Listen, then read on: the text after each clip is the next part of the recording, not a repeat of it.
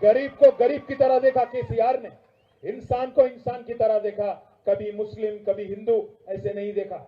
इसीलिए हमारे हिंदू बहन को अगर कभी बथुकम्मा के दौरान साड़ी दिया तो हमारे मुस्लिम बहन को रमजान के वक्त तोहफा दिया, हमारे क्रिश्चियन बहन अगर है तो उनको क्रिसमस गिफ्ट दिया। वैसे ही पिछले 10 साल में अमन और भाईचारे के साथ हर जगह भाई भाई के साथ हर किसी को मजबूत करने की कोशिश हमने की।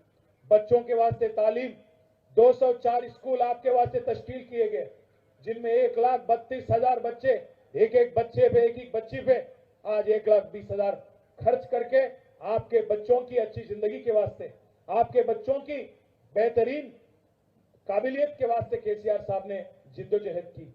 मैं भाइयों से बहनों से गुजारिश करता हूं, आप बहक ना जाओ, कांग्रेस के बातों में बीजेपी के बातों में ना जाओ।